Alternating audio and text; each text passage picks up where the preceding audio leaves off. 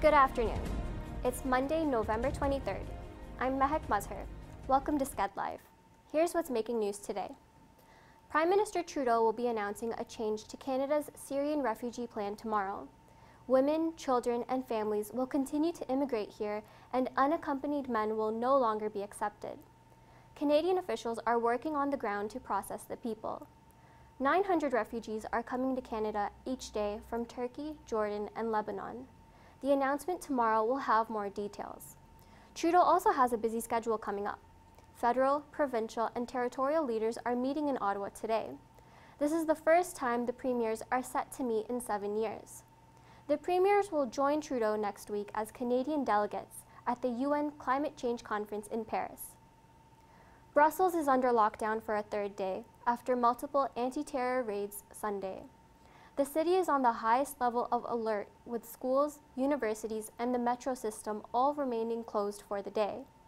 Belgian police have arrested over 20 people and are still on the lookout for suspect Salah Abdeslam. The names of those arrested have not yet been released. In northern Burma, the worst mining disaster in recent history just happened Saturday morning. There was a collapse due to a landslide near several jade mines. 113 people died and more than 100 others are still missing.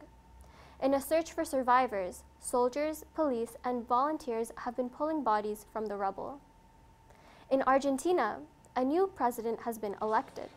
The conservative leader won with 51.5% of the votes. The presidential race was very close, with only 2% between the two candidates. The newly elected leader ran on a platform focused on bringing new investment into the struggling economy and to fight corruption. Pfizer just struck the biggest healthcare deal ever. The pharmaceutical giant reached a $160 billion merger deal with fellow drug maker Allergan. Through their agreement, Pfizer aims to secure a lower tax rate in the United States.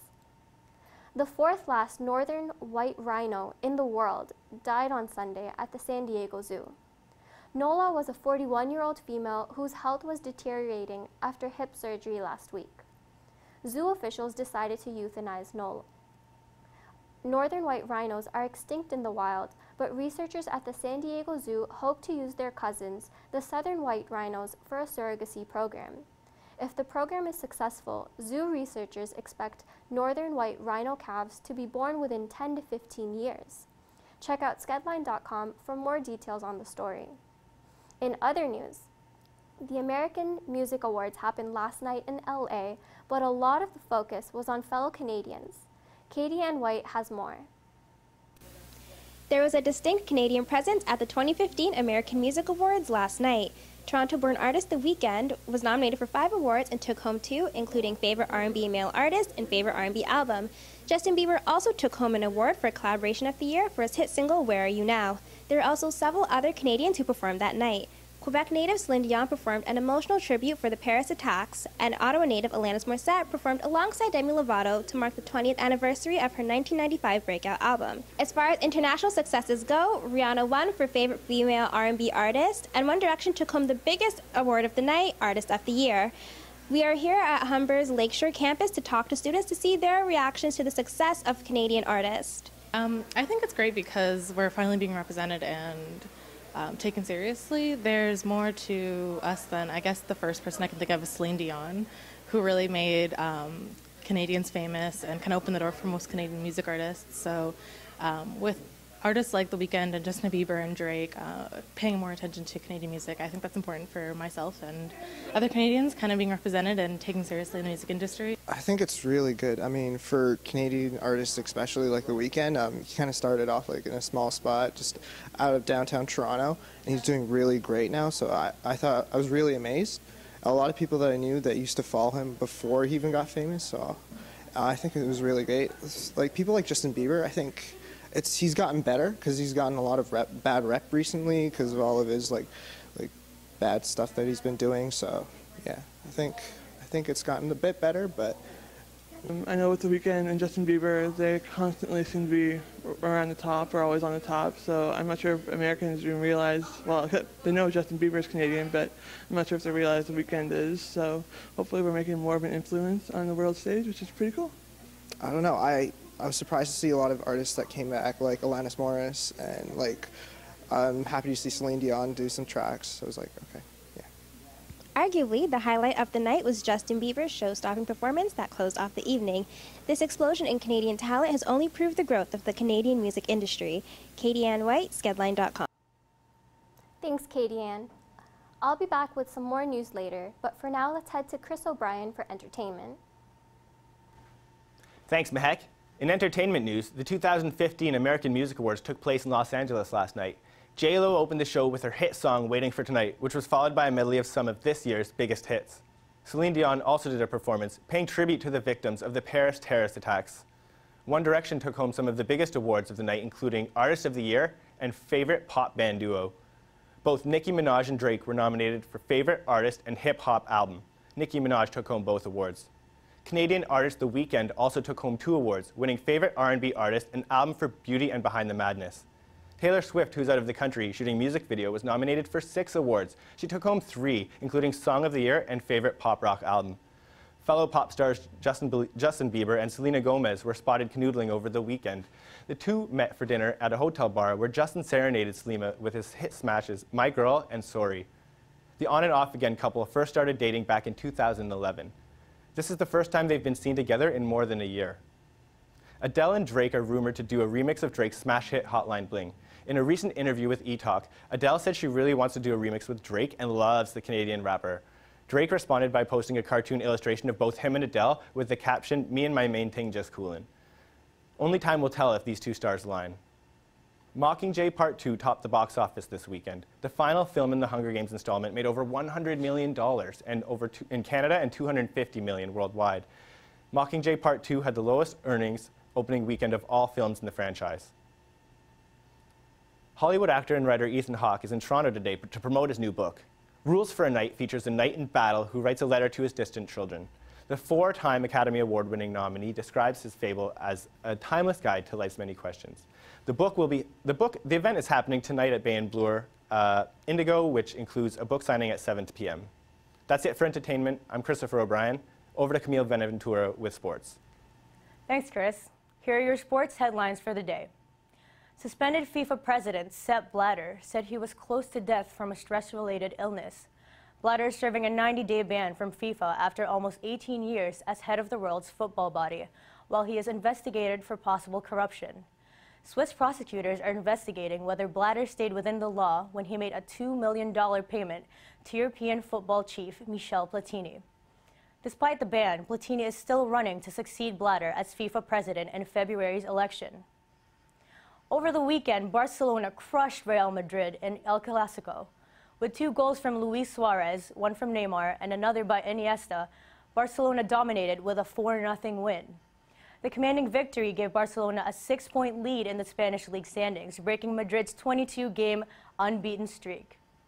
The game ended with fans waving white handkerchiefs as a gesture of goodbye aimed at Madrid's coach Rafa Benitez and called for the resignation of President Florentino Perez. A young boy in Australia hiccuped his way through the Australian national anthem before a baseball game in the city of Adelaide on Friday.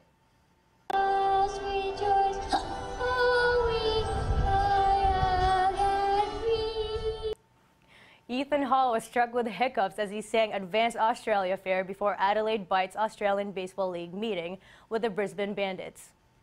The boy continued to sing to the end and was given a loud applause and high fives from the players. 4-time Olympian Tricia Smith has been elected as the Canadian Olympic Committee's new president. Smith, a lawyer and businesswoman, was named the interim president. Marcel Abu left the post in October after a formal complaint alleging sexual harassment against him. Smith became vice president in 2009. She will finish the rest of Abu's term, which will end in April 2017. The longest road trip of the Toronto Raptors' regular season is in the books. There was a bumpy ride of leads blown and games lost, but the Raptors made a strong finish. The Raps faced 3 losses and 2 wins, including last night against the LA Clippers, 91-80.